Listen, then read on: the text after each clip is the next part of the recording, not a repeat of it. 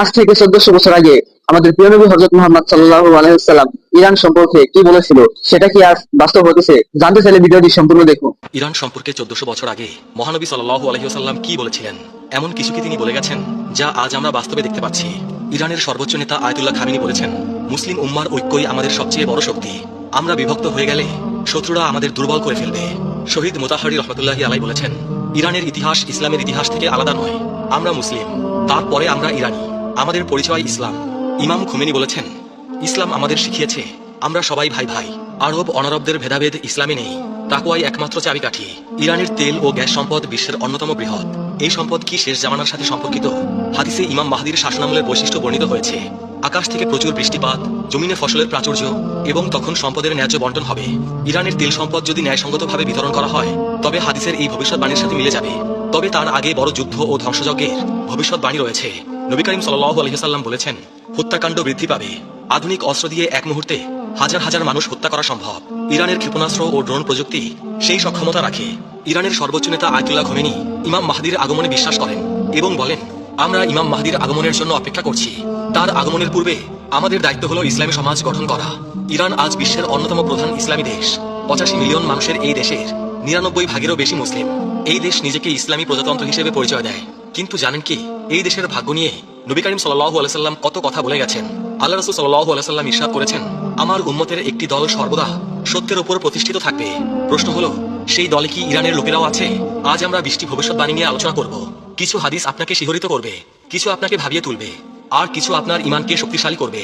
আল্লাহ তাআলা পবিত্র কুরআনে ইরশাদ করেছেন, হে মানুষ, আমি তোমাদের সৃষ্টি করেছি এক পুরুষ ও এক নারী থেকে, আর তোমাদের বিভক্ত করেছি বিভিন্ন জাতি ও গোত্রে, যাতে তোমরা একে অপরের সাথে পরিচিত হতে পারো। তোমাদের মধ্যে আল্লাহর কাছে সেই সর্বোত্তম যে তোমাদের মধ্যে সর্বাধিক মুত্তাকি।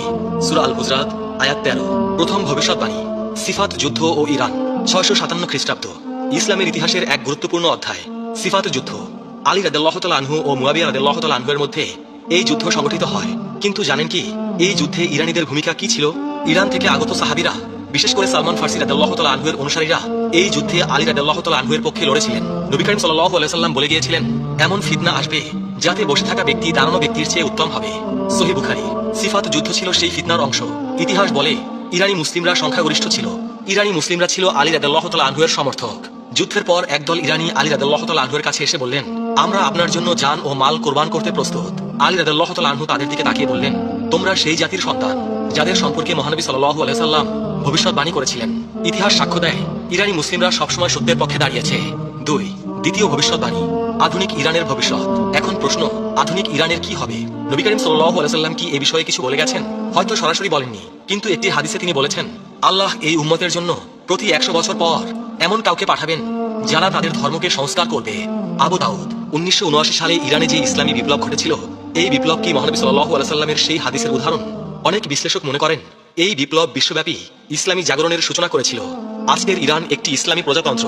ইরানের সর্বোচ্চ নেতা আয়াতুল্লাহ খামেনি। ইরানের পারমাণবিক কর্মসূচি আন্তর্জাতিক বিতর্কের কেন্দ্র। নবী করিম সাল্লাল্লাহু আলাইহি ওয়াসাল্লাম আরো বলেছেন, শীঘ্রই বিভিন্ন জাতি তোমাদের বিরুদ্ধে একত্রিত হবে, যেমন খাদ্যের পাত্রের দিকে খাদকরা একত্রিত হয়। আবু দাউদ। ইরানের বিরুদ্ধে পাশ্চাত্যের নিষেধাজ্ঞা, ইসরায়েলের সাথে সংঘাত, এসব কি এই হাদিসের বাস্তবায়ন? এসব সম্ভবত এই হাদিসেরই বাস্তবায়ন। তৃতীয় ভবিষ্যৎবাণী, ইরানে ইসলামের বিস্তার। নবী করিম সাল্লাল্লাহু আলাইহি ওয়াসাল্লাম বলেছেন, এই দিন সেখানে পৌঁছাবে যেখানে রাত ও দিন পৌঁছায়। মুসনাদে আহমদ। ইরান ছিল সেই অন্যতম দেশ যেখানে ইসলাম দ্রুত ছড়িয়ে পড়ে। 651 খ্রিস্টাব্দে সাসানিয়া সাম্রাজ্যের পতনের পর ইরানে ইসলামের বিস্তার শুরু হয়। কিন্তু এই বিস্তার সহজে হয়নি। উমাইয়া শাসনামলে ইরানীদের প্রতি বৈষম্যমূলক আচরণ করা হতো। তাদেরকে মাওয়ালি কিংবা কৃতদাস শ্রেণীর নাগরিক হিসেবে গণ্য করা হতো। হাজ্জাজ বিন ইউসুফ ফার্সি ভাষা ব্যবহার করা নিষিদ্ধ করে দিয়েছিলেন। কিন্তু ইরানীরা ধৈর্য ধারণ করে তারা ইসলাম গ্রহণ করলো, কিন্তু নিজেদের ভাষা ও সংস্কৃতি রক্ষা করলো। ইতিহাসবিদ বার্নার্ড লুইস বলেছেন, ইরান প্রকৃতপক্ষে ইসলামী হয়েছিল, কিন্তু আরবীয় হয়নি। এই ভবিষ্যৎবাণী আজ সত্য হয়েছে। ইরানের জনসংখ্যার 99 ভাগেরও বেশি মুসলিম। চতুর্থ ভবিষ্যৎবাণী, শিয়া সুন্নি বিভাজন ও ইরান। একটি জটিল কিন্তু সত্য বিষয়, শিয়া সুন্নি বিভাজন। নবী করিম সাল্লাল্লাহু আলাইহি ওয়াসাল্লাম কি এই বিষয়ে কিছু বলেছেন? তিনি বলেছেন, তোমরা অবশ্যই তোমাদের পূর্ববর্তীদের পথ অনুসরণ করবে। সহিহ বুখারী। এবং আরেকটি হাদিসে বলেছেন, আমার উম্মত 73 ফিরকায় বিভক্ত হবে। আবু দাউদ। 16 শতাব্দীতে সাফাবি রাজবংশ ইরানে শিয়া ইসলামকে রাষ্ট্রধর্ম হিসেবে গ্রহণ করে। এর আগে ইরানে সুন্নি ইসলামী প্রধান ছিল। আজ ইরান বিশ্বের বৃহত্তম শিয়া মুসলিম দেশ। প্রায় 90 থেকে 95% মানুষ শিয়া ইসলামের অনুসারী। এক্ষেত্রে আমাদের দৃষ্টিভঙ্গি কি হওয়া উচিত? আমরা সবাই মুসলিম, আমাদের উচিত ঐক্য অটুট রাখা। পঞ্চম ভবিষ্যৎবাণী, জান্নাতে ফার্সি ভাষাভাষী মানুষের সংখ্যা। নবী করিম সাল্লাল্লাহু আলাইহি সাল্লাম বলেছেন, 4 ব্যক্তি জান্নাতবাসীদের নেতা, আমি, আলী, হামজা ও জাফর। তিরমিজি। এই জাফর কে? কেউ বলেন জাফর তায়ার, কেউ বলেন জাফর আল সাদিক। জাফর আল সাদিকের অনুসারীদের মধ্যে বহু ফার্সি বিদ্বান ছিলেন। তার ছাত্রদের মধ্যে আবু হানিফাও ছিলেন। আরেকটি হাদিসে নবী করিম সাল্লাল্লাহু আলাইহি সাল্লাম বলেছেন, জান্নাতে প্রবেশ করবে এমন লোক যাদের হৃদয় পাখির হৃদয়ের মতো হবে। সহিহ মুসলিম। এর ব্যাখ্যায় বলা হয়েছে, তারা হবে নির্ভীক ও আল্লাহর উপর ভরসাকারী লোক। ইরানি মুসলিমরা ইসলামের জন্য জীবন দিতে কখনোই পিছুপা হয়নি। খোরাসানের মুজাহিদ, কারবালার শহীদ, ইরান ইরাক যুদ্ধের শহীদ সবাই জান্নাতের আশায় জীবন দিয়েছেন। ষষ্ঠ ভবিষ্যৎবাণী, ফার্সি ভাষায় কোরআন তিলাওয়াত। এক ফার্সি ব্যক্তি আরবি জানতেন না। তিনি কাঁদতে কাঁদতে নবী করিম সাল্লাল্লাহু আলাইহি সাল্লামের কাছে আরজ করলেন, ইয়া রাসূলুল্লাহ, আমি আরবি বুঝি না, আমি আমার ভাষায় আল্লাহর প্রশংসা করতে চাই। নবী করিম সাল্লাল্লাহু আলাইহি সাল্লাম চুপ করে রইলেন। তখন জিবরাইল আলাইহিস সালাম এসে বললেন, আল্লাহ বলেছেন, প্রতিটি জাতি তাদের নিজস্ব ভাষায় আমার ইবাদত করতে পারে।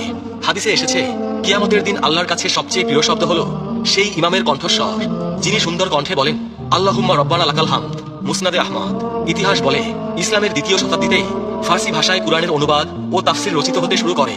সামানি রাজবংশের সময় ফার্সি ভাষায় প্রথম পূর্ণাঙ্গ কুরআন অনুবাদ সম্পন্ন হয়। সপ্তম ভবিষ্যৎবাণী, ফার্সি বিদ্বানদের আবির্ভাব। ইমাম জাহাবি রহমতুল্লাহি আলাইহি তার তাজকিরাত আল হুফাজ গ্রন্থে 21 জন হাদিস বিশারদের তালিকা দিয়েছেন যারা ফার্সি বংশোদ্ভূত ছিলেন। তাদের মধ্যে রয়েছেন ইমাম বুখারী, ইমাম মুসলিম, ইমাম আবু দাউদ, ইমাম তিরমিজি, ইমাম নাসাই, ইমাম ইবনে মাজাহ। এছাড়াও ফিকাহ শাস্ত্রের ইমাম আবু হানিফা রহমতুল্লাহি আলাইহি ছিলেন ফার্সি বংশোদ্ভূত। বিজ্ঞান ও দর্শনের ক্ষেত্রেও ইরানীদের অবদান অনস্বীকার্য। ইবনে সিনা, আল ফারাবি, আল বিরুনি, আল খওয়ারিজমি এরা প্রত্যেকেই ছিলেন ফার্সি অধ্যুষিত অঞ্চলের অধিবাসী। ইমাম সৌদি রহমতুল্লাহি আলাইহি বলেছেন, আমাদের মনীষীদের অধিকাংশই অনারব বংশোদ্ভূত। অষ্টম ভবিষ্যৎবাণী, খোরাসান থেকে আগমন। খোরাসান প্রাচীন ইরানের একটি বিশাল প্রদেশ। বর্তমান ইরান, আফগানিস্তান, তুর্কমেনিস্তান এবং উজবেকিস্তানের কিছু অংশ নিয়ে গঠিত ছিল এই অঞ্চল। নবী করিম সাল্লাল্লাহু আলাইহি সাল্লাম ইরশাদ করেছেন, পূর্ব দিক থেকে কিছু লোক আসবে, তাদের সাথে থাকবে জান্নাত ও চাবুক, যা দিয়ে তারা মানুষকে প্রহার করবে। মুসনাদে আহমদ। এই হাদিসের ব্যাখ্যায় মুহাদ্দিসগণ বলেন, এটা খোরাসানের মুজাহিদ ও বিদ্বানদের প্রতি ইঙ্গিত। খোরাসান থেকে বহু ইসলামী ব্যক্তিত্ব এসেছেন। আরেক হাদিসে এসেছে, জান্নাতীরা উচ্চ কক্ষের অধিবাসীদের দিকে তাকাবে, যেমন তারা দূরবর্তী উজ্জ্বল তারকার দিকে তাকায়। সহিহ বুখারী। পণ্ডিতগণ বলেন, খোরাসানের বিদ্বানরা তাদের জ্ঞান ও তাকওয়ার কারণে জান্নাতে উচ্চ মর্যাদা পাবেন। খোরাসানের একটি বিখ্যাত শহর নিশাপুর। ইমাম মুসলিম, ইমাম তিরমিজি, ইমাম হাকিম নিশাপুরি সবাই এই শহরের অধিবাসী ছিলেন। নবম ভবিষ্যৎবাণী, কারবালার ঘটনা ও ইরানি শোক। 680 খ্রিস্টাব্দের কারবালার ঘটনা। ইমাম হুসাইন রাদিয়াল্লাহু তাআলা আনহু এর শাহাদাত। ইরানি মুসলিমরা এই ঘটনার পর থেকে ইমাম হুসাইন রাদিয়াল্লাহু তাআলা আনহু এর শোকে মাতম করে আসছেন। একটি হাদিসে এসেছে, হুসাইন রাদিয়াল্লাহু তাআলা আনহু এর হত্যার জন্য মুমিনদের অন্তরে এক উত্তাপ রয়েছে যা কখনো ঠান্ডা হবে না। মুসনাদে আহমদ। এই হাদিসের বিশুদ্ধতা নিয়ে মতভেদ আছে, তবে ইতিহাস সাক্ষ্য দেয় ইরানি মুসলিমরা কারবালার ঘটনাকে কেন্দ্র করে গভীর আবেগ পোষণ করে। প্রতি বছর মহররম মাসে ইরানের আশুরা দিবসের মিছিল বিশ্ববিখ্যাত। সাফাবি রাজবংশ ক্ষমতায় আসার পর তারা ইরানের শিয়া ইসলামকে প্রাতিষ্ঠানিক রূপ দেয় এবং আশুরা পালনকে উৎসাহিত করে। দশম ভবিষ্যৎবাণী, ইমান যদি থুরাইয়া তারকায় থাকতো। একবার এক ব্যক্তি ইমাম আবু হানিফা রহমতুল্লাহি আলাইকে জিজ্ঞেস করলেন, আপনার বংশ কোথায়? ইমাম আবু হানিফা রহমতুল্লাহি আলাই কিছুক্ষণ চুপ করে রইলেন। তারপর বললেন, আমি সেই জাতির সন্তান যাদের সম্পর্কে রাসূল পাক সাল্লাল্লাহু আলাইহি সাল্লাম ভবিষ্যৎবাণী করেছিলেন। হযরত আবু হুরায়রা রাদিয়াল্লাহু তাআলা আনহু বর্ণনা করেছেন, আমরা নবী করিম সাল্লাল্লাহু আলাইহি সাল্লামের কাছে বসা ছিলাম। তখন তার উপর সূরা জুমুয়া নাজিল হলো। যখন তিনি আয়াত তিলাওয়াত করলেন, আর অন্যদের জন্য, তাদের মধ্যে যারা এখনো তাদের সাথে মিলিত হয়নি। আমি জিজ্ঞেস করলাম, ইয়া রাসূলুল্লাহ, এই অন্যরা কারা? মহানবী সাল্লাল্লাহু আলাইহি সাল্লাম উত্তর দিলেন না। আমি 3 বার প্রশ্ন করলাম। তখন আমাদের মাঝে সালমান ফার্সি রাদিয়াল্লাহু তাআলা আনহু ছিলেন। রাসূল পাক সাল্লাল্লাহু আলাইহি সাল্লাম তার হাত সালমানের উপর রাখলেন এবং বললেন, যদি ঈমান থুরাইয়া তারকায়ও থাকতো, তাহলে পারস্যের অধিবাসীদের মধ্য থেকে কিছু মানুষ সেই ঈমান অর্জন করত। সহিহ মুসলিম। হাদিস নং 2546। ইমাম কুরতুবী রহমাতুল্লাহি আলাইহি বলেছেন, এই হাদিস ফার্সি জাতির মর্যাদার স্পষ্ট প্রমাণ। নবী করিম সাল্লাল্লাহু আলাইহি সাল্লাম ভবিষ্যৎবাণী করেছেন যে এই জাতি ইসলামী জ্ঞানের চূড়ায় পৌঁছাবে। 11তম ভবিষ্যৎবাণী, সালমান ফার্সি রাদিয়াল্লাহু তাআলা আনহু এর মর্যাদা। সালমান ফার্সি রাদিয়াল্লাহু তাআলা আনহু ইসলামের প্রথম ইরানি মুসলিম। তার জীবনী অত্যন্ত অনুপ্রেরণাদায়ক। তিনি ইরানের একটি সম্ভ্রান্ত পরিবারে জন্মগ্রহণ করেছিলেন। সত্যের সন্ধানে নিজ দেশ ছেড়ে প্রথমে সিরিয়া, তারপরে আরবে পৌঁছান এবং অবশেষে মদিনায় এসে ইসলাম গ্রহণ করেন। নবী করিম সাল্লাল্লাহু আলাইহি সাল্লাম তাকে অত্যন্ত ভালোবাসতেন এবং বলেছিলেন, সালমান আমাদের আহলে বাইতের অন্তর্ভুক্ত। মুসনাদে আহমদ। সালমান রাদিয়াল্লাহু তাআলা আনহু এর মাধ্যমেই পারস্য সম্পর্কে নবী করিম সাল্লাল্লাহু আলাইহি সাল্লামের প্রথম ভবিষ্যৎবাণী প্রকাশ পায়। তার হাত ধরে বহু ইরানি ইসলামের ছায়ায় এসেছিলেন। ভবিষ্যৎবাণী 12, সূরা জুমুয়ার আয়াত ও ফার্সিদের আগমন। সূরা জুমুয়ায় আল্লাহ পাক ইরশাদ করেছেন, তিনি উম্মীদের মাঝে তাদের মধ্য থেকে একজন রাসূল পাঠিয়েছেন, যিনি তাদের মাঝে তার আয়াত তিলাওয়াত করেন, তাদের পবিত্র করেন এবং তাদের কিতাব ও হিকমত শিক্ষা দেন, যদিও তারা আগে স্পষ্ট বিভ্রান্তিতে ছিল। আর অন্যদের জন্য পাঠিয়েছেন তাদের মধ্যে যারা এখনো তাদের সাথে মিলিত হয়নি, আর তিনি পরাক্রমশালী প্রজ্ঞাময়। সূরা আল জুমুয়া আয়াত 2 থেকে 3। এই আয়াতে নাজিলের পর সাহাবীরা জিজ্ঞেস করলেন, এই অন্যরা কারা? রাসূল পাক সাল্লাল্লাহু আলাইহি সাল্লাম সালমান ফারসির দিকে ইশারা করে বললেন, যদি ঈমান থুরাইয়া তারকায়ও থাকতো তবে এই লোকেরা তা অর্জন করত। ইমাম তাবারী রহমাতুল্লাহি আলাইহি বলেন, এই অন্যরা বলতে সমস্ত অনারবকে বোঝানো হয়েছে, অর্থাৎ যারা আরব নয়, বিশেষ করে ফার্সিদের। 13তম ভবিষ্যৎবাণী, খোরাসান থেকে কালো পতাকা। এবার আমরা শেষ সময়ের আলামত নিয়ে আলোচনা করব। নবী করিম সাল্লাল্লাহু আলাইহি সাল্লাম ইরশাদ করেছেন, খোরাসান থেকে কালো পতাকা বের হবে, তোমরা সাহায্য প্রাপ্ত হবে, এদের সাহায্য ফিরিয়ে দেওয়া হবে না। মুসনাদে আহমদ। এই কালো পতাকাধারী বাহিনী ইমাম মাহদীর আগমনের পূর্বে বের হবে এবং সুফিয়ানি বাহিনীর সাথে যুদ্ধ করবে। তাদের নেতা হবে শুয়াইব ইবনে সালেহ। বর্তমান বিশ্বের ঘটনা প্রবাহ এই হাদিসের সাথে সাদৃশ্যপূর্ণ। গাজা, ইরান, সিরিয়া, লেবানন এসব স্থানের ঘটনা এই ভবিষ্যৎবাণীর কথা মনে করিয়ে দেয়। 14তম ভবিষ্যৎবাণী, ইমাম মাহদীর আগমন ও ইরান। নবী করিম সাল্লাল্লাহু আলাইহি সাল্লাম ইরশাদ করেছেন, যদি দুনিয়ার একদিনও অবশিষ্ট থাকে তবে আল্লাহ সেই দিনকে দীর্ঘ করবেন যতক্ষণ না তিনি আমার পরিবারের একজন লোককে পাঠান, যার নাম আমার নামের মতো, যার পিতার নাম আমার পিতার নামের মতো। আবু দাউদ। ইতিহাসবিদগণ বলেন, ইমাম মাহদীর আগমনের সময় ইরানের লোকেরা গুরুত্বপূর্ণ ভূমিকা রাখবে। শিয়া বিশ্বাস অনুযায়ী ইমাম মাহদী হলেন 12তম ইমাম, যিনি 941 খ্রিস্টাব্দে গায়েব হয়ে যান। তবে এই বিশ্বাসটি সহিহ নয়। সুন্নি বিশ্বাসেও ইমাম মাহদীর আগমন একটি গুরুত্বপূর্ণ বিষয়। 15তম ভবিষ্যৎবাণী, সুফিয়ানি ও ইরান। সুফিয়ানি শেষ সময়ের একজন খারাপ চরিত্র। নবী করিম সাল্লাল্লাহু আলাইহি সাল্লাম বলেছেন, পূর্ব দিক থেকে আমার পরিবারের একজন লোক বের হবে, যাকে সুফিয়ানি বলা হয়। মুসনাদে আহমদ। সুফিয়ানি সম্পর্কে হাদিসে আরো বলা হয়েছে, সুফিয়ানি বের হবে এবং 33 মাস পৃথিবী শাসন করবে। মুসনাদে আহমদ। এই সময়ে তিনি ইরান সহ বিভিন্ন দেশে ব্যাপক ধ্বংসযজ্ঞ চালাবেন। তারপর ইমাম মাহদীর আগমন হবে এবং তিনি সুফিয়ানির বিরুদ্ধে যুদ্ধ ঘোষণা করবেন। ইরানের ইতিহাসে সুফিয়ানির মতো অনেক শাসক এসেছে, যেমন মঙ্গল আক্রমণ, তিমুর লংয়ের আক্রমণ। ভবিষ্যৎবাণী 16, দাজ্জাল ও ইরান। দাজ্জাল শেষ সময়ের সবচেয়ে বড় ফিতনা। নবী করিম সাল্লাল্লাহু আলাইহি সাল্লাম বলেছেন, দাজ্জালের অনুসারী হবে আসফাহানের ইহুদিদের 70,000 লোক, যাদের পরনে থাকবে মোটা চাদর। সহিহ মুসলিম। হাদিস নং 2944। আসফাহান ইরানের একটি প্রাচীন শহর। আজও সেখানে একটি ইহুদি সম্প্রদায় বসবাস করে। নবী করিম সাল্লাল্লাহু আলাইহি সাল্লাম 1400 বছর আগে বলে গেছেন যে আসফাহানের ইহুদিরা দাজ্জালের অনুসারী হবে। ইমাম নববী রহমাতুল্লাহি আলাইহি এই হাদিসের ব্যাখ্যায় বলেন, এই হাদিস একটি স্পষ্ট ভবিষ্যৎবাণী যে দাজ্জালের অধিকাংশ অনুসারী হবে আসফাহানের ইহুদিরা। এটি নবুয়তের একটি বড় নিদর্শন। নবী করিম সাল্লাল্লাহু আলাইহি সাল্লাম বলেছেন, যে ব্যক্তি সূরা কাহফের প্রথম 10 আয়াত মুখস্থ করবে সে দাজ্জালের ফিতনা থেকে রক্ষা পাবে। সহিহ মুসলিম। ভবিষ্যৎবাণী 17, ইয়াজুজ মাজুজ ও ইরান। ইয়াজুজ মাজুজ দুটি বর্বর জাতি। আল্লাহ তাআলা কুরআনে বলেন, অবশেষে যখন ইয়াজুজ ও মাজুজকে খুলে দেওয়া হবে এবং তারা প্রতিটি উচ্চ স্থান থেকে ছুটে আসবে, অবশেষে যখন ইয়াজুজ ও মাজুজকে খুলে দেওয়া হবে এবং তারা প্রতিটি উচ্চ স্থান থেকে ছুটে আসবে। সূরা আল আম্বিয়া আয়াত 96। হাদিসে এসেছে, ইয়াজুজ মাজুজ বের হবে খোরাসানের দিক থেকে। তারা এত বেশি সংখ্যক হবে যে তাদের সামনে কোনো কিছুই টিকতে পারবে না। নবী করিম সাল্লাল্লাহু আলাইহি সাল্লাম বলেছেন, ইয়াজুজ মাজুজ প্রতিদিন প্রাচীর খোঁড়ে, যখন তারা সূর্যের আলো দেখতে পায় তখন তাদের নেতা বলে, ফিরে যাও, আগামীকাল আবার খুঁড়ব। মুসনাদে আহমদ। ইয়াজুজ মাজুজের আবির্ভাবের স্থান হিসেবে ইরান ও মধ্য এশিয়ার কথা বলা হয়।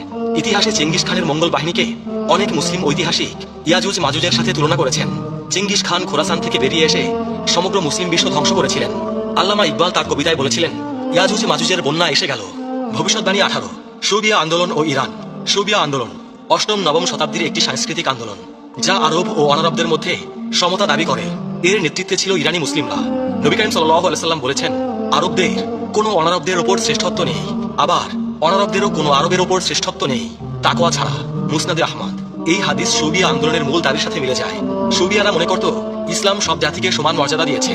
সুবিয়া আন্দোলনের ফলে ফার্সি ভাষা ও সংস্কৃতির পুনর্জাগরণ ঘটে। ফারদৌসির শাহনামা, রুদাকির কবিতা এসব এই আন্দোলনের ফল। আজকে আমরা কয়েকটি ভবিষ্যৎবাণী নিয়ে আলোচনা করলাম। কিছু ভবিষ্যৎবাণী স্পষ্ট, কিছু রহস্যময়, কিছু বর্তমান ঘটনার সাথে মিলে যায়। মনে রাখবেন, শেষ সময়ের আলামত নিয়ে গবেষণা করা জরুরি, তবে নির্দিষ্ট তারিখ বা ঘটনা নিশ্চিত করে বলা উচিত নয়। কিয়ামতের জ্ঞান একমাত্র আল্লাহর কাছে। আমাদের কর্তব্য ঈমান মজবুত করা, ইবাদত করা, দান করা, সৎ কাজের আদেশ দেওয়া, মুসলিম ঐক্য বজায় রাখা।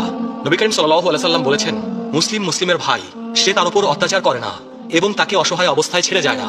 সুতরাং ইরানের মুসলিমরা আমাদের ভাই, আমরা তাদের জন্য দোয়া করব, তাদের পাশে দাঁড়াবো এবং শেষ সময়ের সবচেয়ে বড় ফিতনা দাজ্জাল থেকে বাঁচতে আমরা দোয়া করব। হে আল্লাহ, আমি আপনার কাছে কবরের শাস্তি থেকে, জাহান্নামের শাস্তি থেকে, জীবন ও মৃত্যুর ফিতনা থেকে এবং দাজ্জালের ফিতনা থেকে আশ্রয় চাই। আল্লাহ আমাদের সবাইকে হেদায়েত দান করুন। ইমাম মাহদীর আগমনের সময় আমাদেরকে সত্যের পথে অবিচল রাখুন। দাজ্জালের ফিতনা থেকে আমাদেরকে রক্ষা করুন। আমাদের কবরকে জান্নাতের বাগানে পরিণত করুন। প্রিয় আখেরি নবীর উম্মত, আজকের ভিডিও এ পর্যন্তই। সবাই ভালো থাকবেন। আল্লাহ রাব্বুল আলামিন আমাদের সবাইকে হেদায়েত দান করুন। আমিন।